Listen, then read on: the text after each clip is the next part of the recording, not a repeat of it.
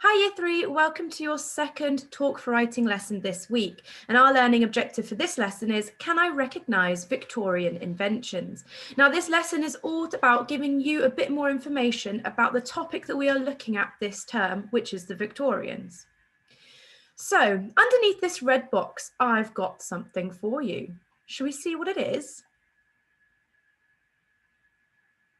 Ooh, I wonder what that could be. On a piece of paper, I want you to write down what you think this object is, what you think it might be used for, and who would use this. Take a good look at the object, look at what it has, look at how it looks like, and I want you to note this down on a piece of paper. So pause the video here to have a go. Okay, I wonder if any of you got this correct. This is a typewriter.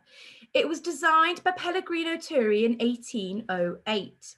Now, typewriters were originally invented to help people who were blind to write, so that's people who can't see.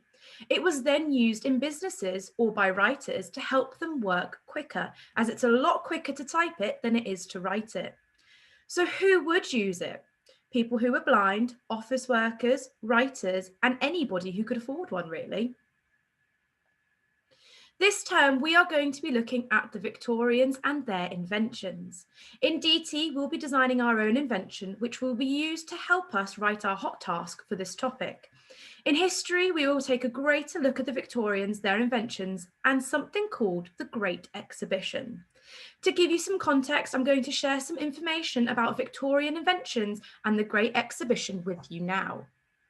So in the Victorian era, by era we mean a period of time, many things were invented. A lot of them were very successful and we still use today. However, they may look a little bit different now, such as the phone. Some, however, were much less successful, like the electric hairbrush. I wonder if you can think of any Victorian inventions. Pause the video to have a think.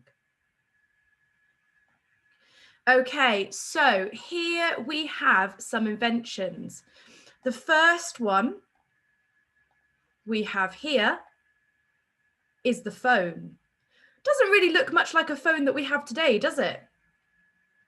This one here is a camera.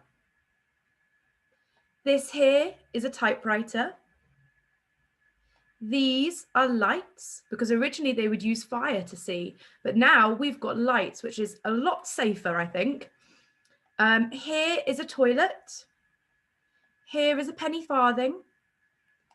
Here are some sweeties, jelly babies. And this is a phonograph or gramophone. Over here, we've got a sewing machine. We've got a car. Again, looks very different to what we have today. This is an X-ray, so it allows us to see bones. This is a stamp, which lets us send letters, a steam train, and a steamboat. I'm now going to give you a bit more information about some of these inventions. So this is the penny farthing. It was the first ever bicycle. It's got one large front wheel and one small back wheel.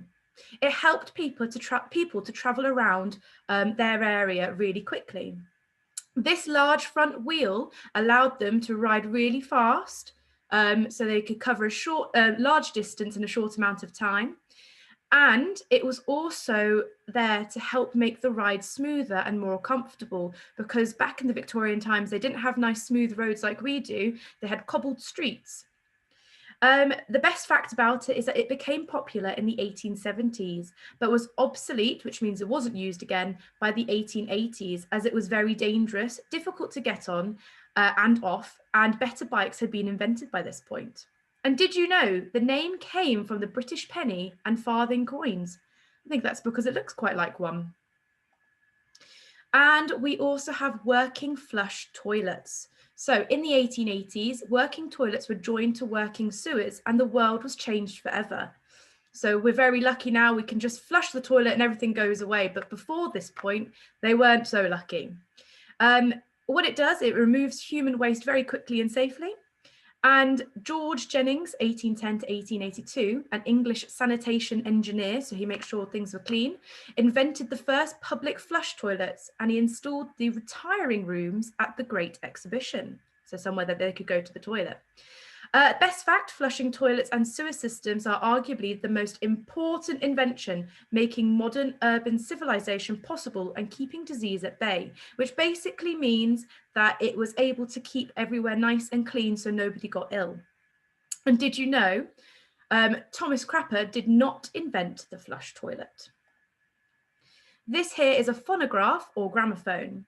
A phonograph was the first invention that allowed people to listen to recorded sounds. The phonograph records sounds onto a disc or record in the form of a groove, and when the disc is played, the groove reproduces that recorded sound. Thomas Edison invented the phonograph in 1877, and he also invented the electric light bulb. And did you know a different inventor, Emil Berliner, continued Edison's work and renamed the phonograph to the gramophone? So the Great Exhibition of 1851.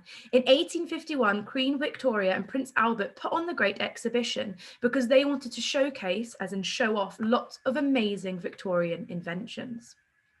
So your task now, from the inventions that you've just seen, you're more than welcome to go back through and have another look. I want you to write down which you think is the best invention and why, and what is the worst invention and why. Please make sure you write it down on a piece of paper, take a picture of it and upload it to Tapestry. Now I've given you a STEM sentence here to help you, but you are more than welcome to extend your sentence by adding more information or rewording it slightly if you'd like to challenge yourself. So we've got, I think something is the best invention because, and then you give me a reason. And then I think something is the worst invention because, and give me a reason. Please don't forget, I want to see your neatest handwriting. I need to see finger spaces, capital letters in the right places, and full stops at the end of your sentence. I'll see you next time, year 3. Bye.